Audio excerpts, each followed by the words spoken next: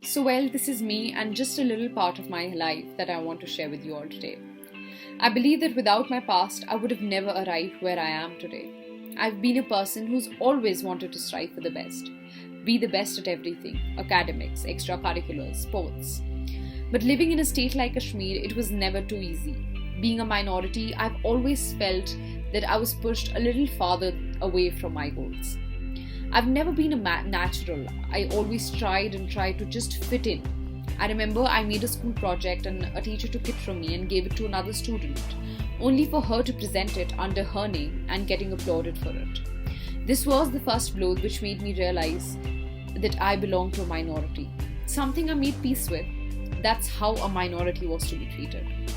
This is in the year 2009. In 2012, there were continuous strikes in Kashmir, and I was confined to the walls of my house. There were times I could hear loud noises of the bombarding, but I would pretend them to be crackers and just concentrate on my homeschooling. By the end of 2012, I had missed almost 6 months of schooling.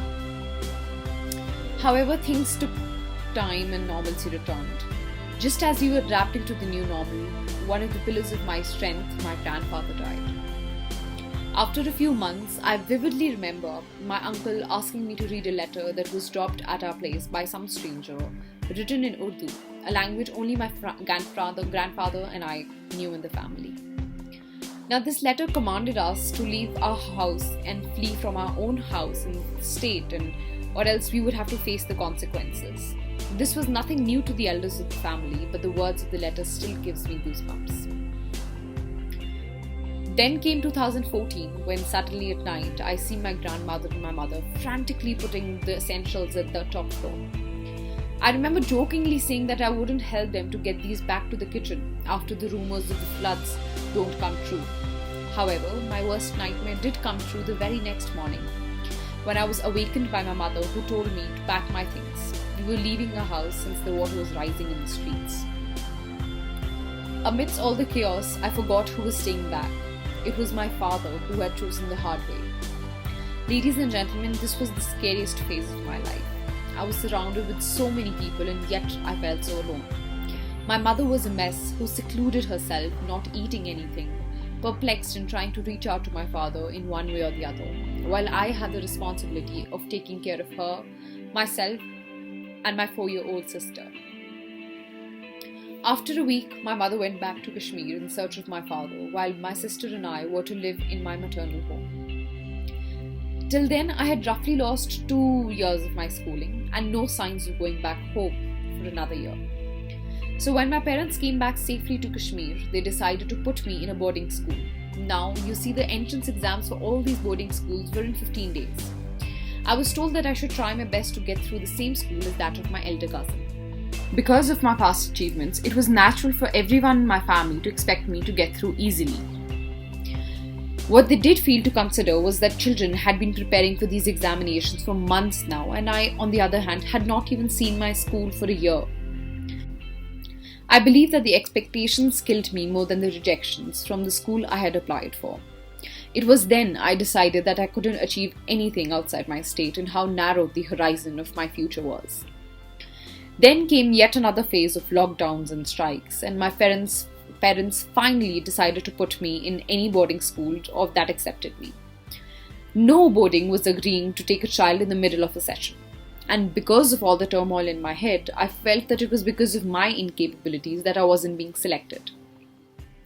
Now that I connect all the dots of the past, I believe everything happens for a reason. Ladies and gentlemen, I was lucky enough to have met a lady called Mrs. Maya Nurullah, who let me in her boarding school with open arms.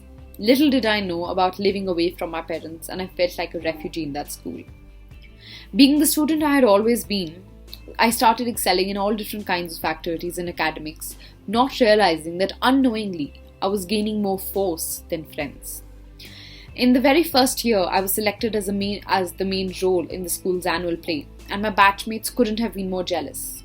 I had never really tried to get to know them individually, and it finally ended up in me having numerous fights and trying to shut down rumors about myself or befriending people who never really wanted to be my friends. I was once again trying to just fit in. There were times when I cried myself to sleep, wondering if it was the right decision to come here. But after all of this, if something that got me going was that spirit of never giving in, and that I had miles to go before I sleep. And all I said to myself was that things that knock me down in life are just tests, forcing me to make a choice between giving in and remaining on the ground, or wiping the dirt off and standing up even taller than I had done before I was knocked down. And I told myself that I will choose to stand up taller. I'll probably get down a few more times before this life is through with me, but I can guarantee you, I'll never stay on the ground. And so I topped my boards in grade 10th, receiving an applause from the same people who once never wanted to speak to me. I remember receiving a number of awards from my father on stage in front of the entire school, and everything flashed in front of me. All those days of hard work and patience and trying to just fit in, when all along I was meant to stand out. That night, after receiving that award, I wrote something, and here it goes. I hope you see things that take your breath away, things that make you feel like you've never felt before. I hope you travel to the places you've always wanted to explore. I hope you catch the sunset at the perfect time on a random Tuesday drive and have your whole chest expand with gratitude. I hope the night sky is always beautiful wherever you rest your head. I hope you're reminded every single day why you're special. I hope you're reminded that you make people feel heard and that you make people feel understood and accepted. I hope you believe that you have purpose, that you're a good person who deserves beautiful things and rich moments in life, that you mean something to someone. But most of all, I hope you look back on this year and smile.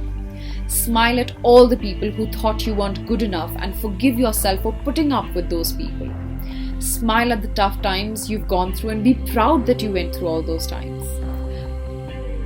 I hope you learn from the mistakes and you get up every single time life knocks you down. I hope the year you thought was the worst, you realize that it became the year you leapt, the year you actually started living. Thank you so much.